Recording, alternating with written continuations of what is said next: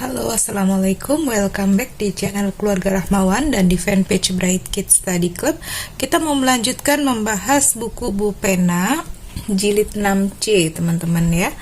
Oke, langsung aja. Saya mau bahas latihan soal subtema 1 yang ada di halaman 121 ya. Langsung aja kita mulai dari muatan bahasa Indonesia.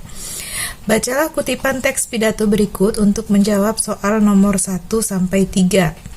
Demikian sambutan ini, kami berharap semoga kompetisi cerdas cermat ini dapat melahirkan generasi penerus yang nantinya akan diikut sertakan dalam Olimpiade Sains Nasional. Amin. Pertanyaannya nomor 1. Kutipan teks pidato tersebut merupakan bagian dari kalimat penutup ya, teman-teman, karena di sini ada demikian. Nah, demikian sambutan ini artinya kalimat penutup. Lalu nomor 2, kutipan teks pidato tersebut diucapkan pada acara perpisahan, pentas seni, perkenalan atau perlombaan. Perlombaan ya, karena di sini ada kompetisi cerdas cermat. Kompetisi itu perlombaan.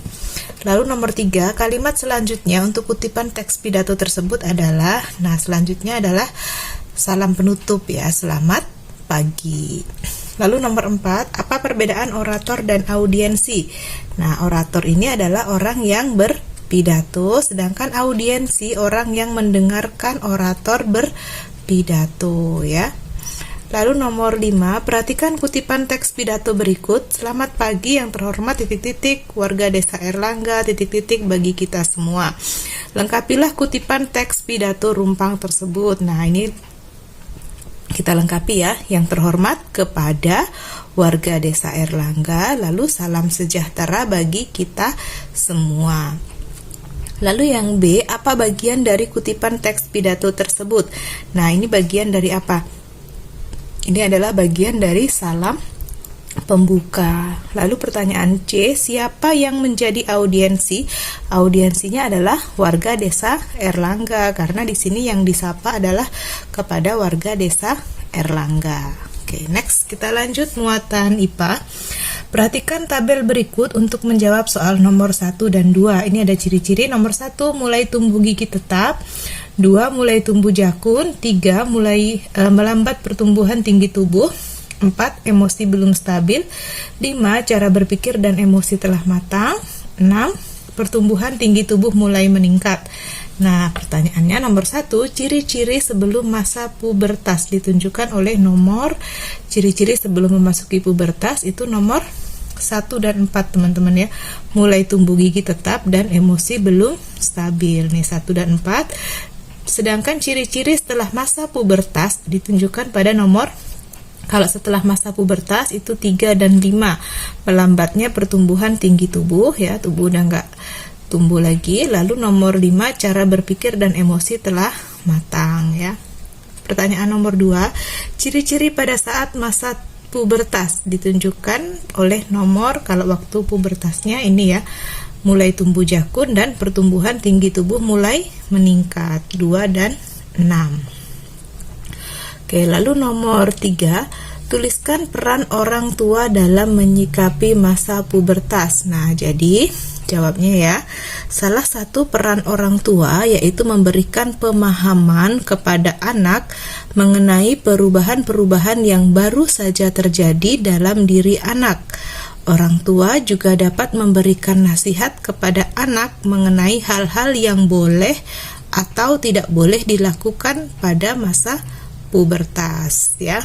Lalu nomor 4, saat pemilihan kegiatan ekstrakurikuler, Komang belum mengetahui minat dan bakat yang hendak ia kembangkan. Untuk menentukan pilihan, sebaiknya dengan siapa Komang berdiskusi? Nah, untuk menentukan pilihan sebaiknya Komang bisa berdiskusi dengan orang tua dan teman-teman ya. Lalu nomor 5, tuliskan kegiatan positif yang dapat dilakukan untuk mengisi masa pubertas. Jadi contoh kegiatan positif yang dapat dilakukan untuk mengisi masa pubertas adalah belajar, olahraga, bermain alat musik, dan kegiatan positif lainnya ya. Kita lanjut muatan SBDP.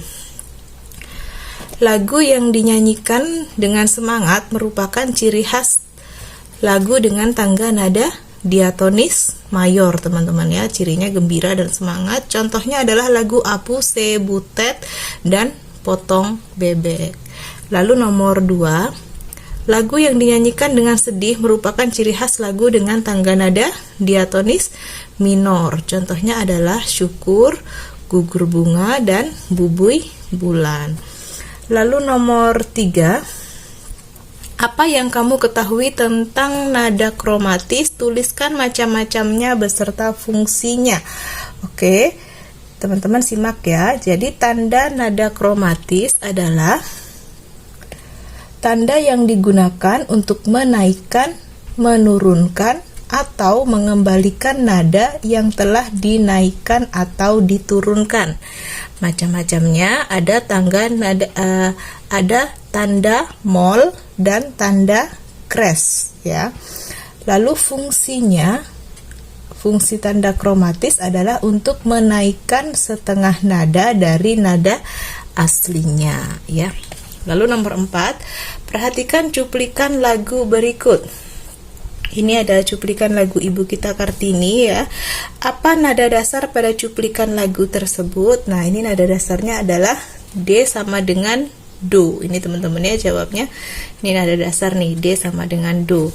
Lalu pada tanda kromatis yang digunakan pada cuplikan lagu tersebut? Apa fungsinya? Oke, kita lihat tanda kromatis yang digunakan pada lagu ini adalah tanda kres ya. Ini tanda kres. Kelihatan teman-teman ya. Ini tanda kres, fungsinya untuk menaikkan setengah nada dari nada aslinya ya. Kita lanjut ke muatan PPKN nomor 1. Hidup rukun antar umat beragama dan dalam bertetangga merupakan penerapan sila pertama Pancasila ya. Teman-teman ingat semua yang ada hubungannya dengan agama, dengan Tuhan, beribadah, berdoa, rukun dengan agama lain, itu sila pertama. Lalu nomor 2, berani membela kebenaran merupakan penerapan sila kedua Pancasila ya. Berani membela kebenaran itu contoh pengamalan sila kedua. Lalu nomor 3, tuliskan 2 kegiatan yang menunjukkan pengamalan sila kedua Pancasila di sekolah ya. Karena di sini tempatnya nggak cukup, saya cuma tulis 1, teman-teman bisa simak ya. Contohnya adalah mengadakan penggalangan dana untuk korban bencana, lalu saling tolong menolong ya, saling membantu, itu contohnya. Nomor 4, Dedi mempersilahkan teman sekelompoknya untuk beribadah. Apa manfaat dari sikap Dedi tersebut? Nah, manfaat dari sikap Dedi adalah dapat menciptakan suasana damai dan harmonis ya, karena saling menghormati.